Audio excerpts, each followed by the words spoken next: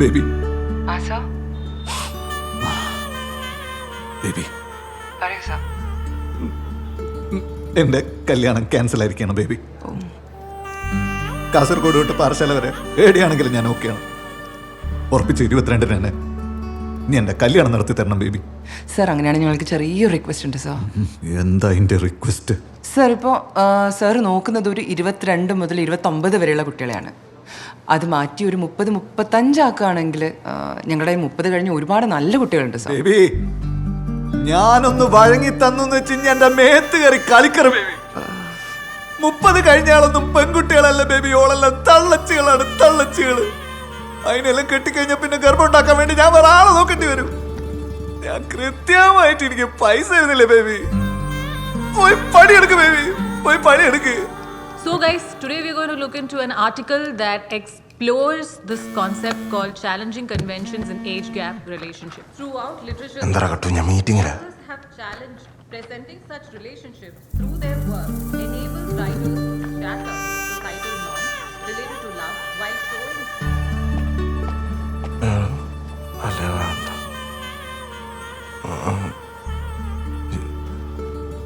രാജേഷേ, നീ തിരക്കിലാണ്? എന്നെ കണ്ടിട്ട് എനിക്ക് തോന്നുന്നുണ്ടടാ ഞാൻ തിരക്കിലാന്ന്. നീ ഒന്നിങ്ങ് വന്നേ, ചെറിയൊരു പ്രശ്നമുണ്ട്.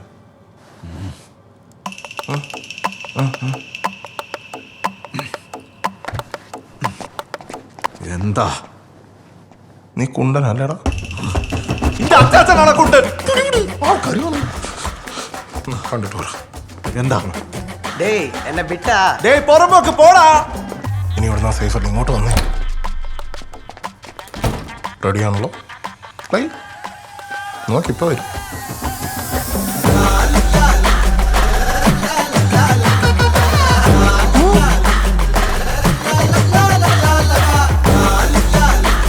വാ, ഇരി.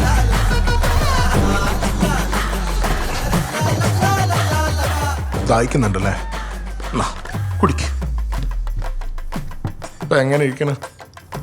നമ്മുടെ പാർട്ടി പങ്കെടുത്ത കംപ്ലീറ്റ് ചെക്കന്മാരെ നീ ഇവിടെ ചുമ്മാ വയ്ക്കുന്നുണ്ടല്ലോ. എത്ര പെണ്ണുങ്ങളുണ്ടായിരുന്നു അവിടെ? ഏതേലും ഒന്നിലിട്ട് നീ പോയാ? നീ ഇവിടെ ചുമ്മാ വെച്ച ചെക്കൻ ആരാന്നറിയോ? LGBT. എടാ ഞാൻ കള്ളിൻ്റെ പുറത്ത് അറിയാണ്ടെന്തെങ്കിലും ചെയ്തു പോയതായിരിക്കും. ഇനി എല്ലാം കൂടെ വീഡിയോ പിടിച്ച് ബാക്കിയുള്ളവരായിട്ട് നാറ്റിക്കുക. ഇന്നെപ്പോലെ തന്നെ വേണോടാ ചങ്ങായിട്ട് കൊണ്ട് കിടക്കാൻ. സോറി മാൻ, ഞാൻ നിന്നെ മോശക്കാരനാക്കിയതല്ല, നിന്നെ വെളിപ്പെടുത്തിയതാണ്. കഴിഞ്ഞ 8 കൊല്ലമായിട്ട് ആ ഗോപി ഒഴിച്ച് നീ കണ്ട വേറെ ഏതെങ്കിലും ഒരു പെണ്ണെ നിനക്ക് ഇഷ്ടപ്പെട്ടോ? പറ. ഇല്ല. എനിക്ക് സംശയം പണ്ടുണ്ട്. കാരണം നീ ഒരു കുത്തുസീഡി കാണാറില്ല. ഞാനെന്റെ നടുപ്പേജ് നീ കീറി നോക്കാറില്ല. പെണ്ണുങ്ങളെ കാണുമ്പോൾ നീ വികാരഭരിതനാവാറില്ല. ഓറെ വേണ്ടപ്പെട്ട സ്ഥലങ്ങൾ, എന്തിന് വേണ്ടാത്ത സ്ഥലങ്ങളിൽ പോലും നീ നോക്കാറില്ല. പണ്ട് മമ്മൂക്ക പറഞ്ഞ പോലെ ഗ്രഹണം ബാധിച്ചാലും അതിനൊരു സമയമുണ്ട് സാർ. സൂര്യൻ ഒരു നാളെ കറുത്ത മറന്നേക്ക് പുറത്ത് വരും. അങ്ങനെ മറന്നേക്ക് പുറത്ത് വന്ന കുണ്ടനാണോ നീ? കുണ്ടൻ. Trust me.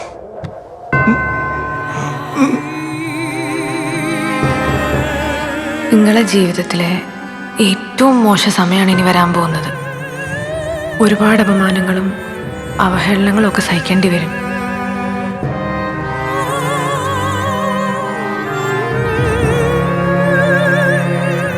ഗ്രഹണം ബാധിച്ചാലും അതിനൊരു സമയമുണ്ട് സാർ. സൂര്യൻ ഒരു നാളെ കറുത്ത മറന്നേക്ക് പുറത്ത് വരും. അങ്ങനെ മറന്നേക്ക് പുറത്ത് വന്ന കുണ്ടനാണോ നീ? കുണ്ടൻ.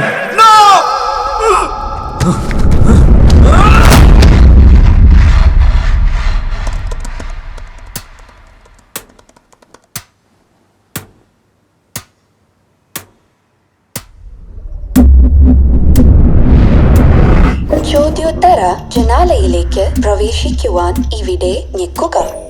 നിങ്ങളുടെ ലൈംഗിക താല്പര്യങ്ങളെ സംശയത്തോടെ നോക്കിയിട്ടുണ്ടോ? നിങ്ങളുടെ അതേ ലിംഗത്തിൽ പെടുന്ന ആളെ ചുംബിച്ചിട്ടുണ്ടോ? എതിർ ലിംഗത്തിലൊരു പങ്കാളിയെ കണ്ടുപിടിക്കാൻ ബുദ്ധിമുട്ട് തോന്നിയിട്ടുണ്ടോ?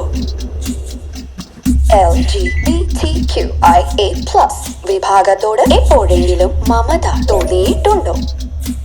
നിങ്ങൾക്ക് നേരായ ലൈംഗിക ചിത്രങ്ങൾ കണ്ട് അറപ്പ് ഉളവായിട്ടുണ്ടോ? ഉത്തരങ്ങൾ പരിശോധനയിൽ ആണ്. കാത്തിരിക്കൂ.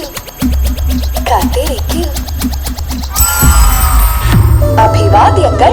നിങ്ങളൊരു സ്വവർഗാനുരാഗി ആവാനുള്ള സാധ്യത തെളിഞ്ഞു വരുന്നുണ്ട്.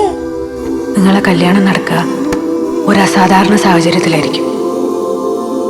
അതൊരാണാവാം, പെണ്ണാവാം, എന്തു ആവാം.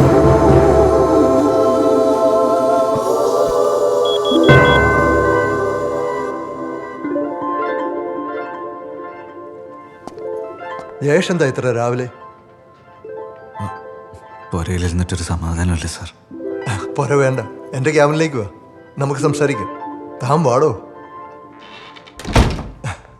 ഞങ്ങൾ കുറച്ച് പേരിവിടെ ഉണ്ടായിരുന്നു. നീ തേടേണ്ടത് തേടിയില്ല, കാണേണ്ടത് കണ്ടില്ല. ജയേഷിന് ഓർമ്മയുണ്ടോ? ജയേഷ് ഒരു ദിവസം പൂക്കൾ നിറഞ്ഞ ഷർട്ടിട്ടുകൊണ്ട് വന്നത്. ഇളം കാറ്റ് ജയേഷിന്റെ മുടിയിലൂടെ തട്ടിത്തടഞ്ഞു പോകുന്നുണ്ടായിരുന്നു. അന്ന് ഞാൻ തീരുമാനിച്ചതാ, ഈ നായരുകുട്ടിയെ ഒരുത്തിക്കും ഞാൻ വിട്ടുകൊടുക്കില്ലെന്ന്. ഓൻ എന്റെയാന്ന്. സുഹൃത്തായിട്ട് കണ്ടൂടെ? സുഹൃത്താണ് എന്നെ ഒന്നും ചെയ്യരുത് സാർ, എന്നെ നശിപ്പിക്കരുത് സാറിന് എന്നെ ഒരു അനിയനായിട്ട് കണ്ടൂടെ?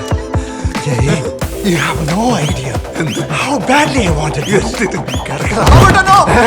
No! വേണ്ട, ബാബുട്ടാ, no! Slow? Slow അല്ല ബാബുട്ടാ, no! Okay. No means no! ബാബുട്ടാ!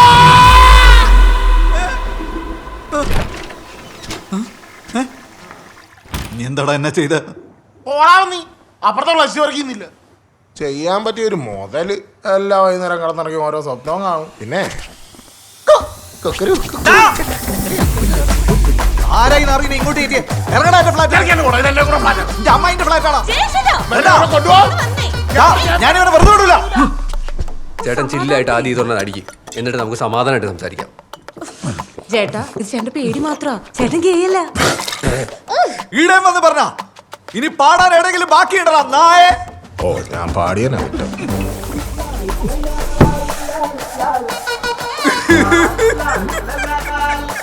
ചേട്ടാ, നിനക്കറിയില്ലേ, ഞാൻ പറഞ്ഞില്ല ചേട്ടന്റെ പേടി മാത്രമാന്ന്. ഇതിനൊക്കെ അനുശേഷം പറഞ്ഞാ മതി. ചുമ്മാ ഓരോന്ന് പറഞ്ഞ് പാവത്തിന് പേടിപ്പിക്കാൻ. നീ പോളെ, ഞാൻ പാവമൊന്നുമല്ല. ജയസേട്ടാ, ഇനിയിപ്പോ അങ്ങനെയാണത്തിന് എന്ത് പ്രശ്നം ജയസേട്ടാ? എന്നാലും എല്ലാവരുടെയും മുന്നിൽ ഞാനൊരു പ്രകൃതി വിരുദ്ധനായി പോയില്ലേ മോനെ? ഇതിലെവിടെ ചേട്ടാ പ്രകൃതി വിരുദ്ധത? ഭൂമിയിലെ 90% ജീവികളിലും ഈ ഹോമോസെക്ഷുവാലിറ്റി പ്രകടമാണ്, അറിയോ? No, you are lying. No, I am not ചേട്ടാ, സത്യമായിട്ടും. റിയലി? ഈ ഭൂമിയിൽ ആണായിട്ടാണോ പെണ്ണായിട്ടാണോ ജനിക്കുന്നതെന്നുള്ളത് തന്നെ ഈ പറയുന്ന പ്രകൃതിയുടെ നിയമം അനുസരിച്ചിട്ടാണല്ലോ. ഉദാഹരണത്തിന് ചേട്ടന് മീൻകറിയാ ഇഷ്ടം, എനിക്ക് പച്ചക്കറി. ഇത് രണ്ടും ഇഷ്ടപ്പെടുന്ന ആൾക്കാരുണ്ടാവില്ലേ? ഇന്ന് നോക്ക്. അപ്പോ ഇത് രണ്ടും ഇഷ്ടപ്പെടുന്ന ആൾക്കാരും ഉണ്ട്. നമ്മുടെ താത്രിക്കുട്ടിയുടെ പുസ്തകത്തിൽ എന്താ എഴുതിയിരിക്കുന്നേ? It's all about taste. ആ പൂതനന്റെ കാര്യം ഇവിടെ പറയല്ലേ മരുന്നേ.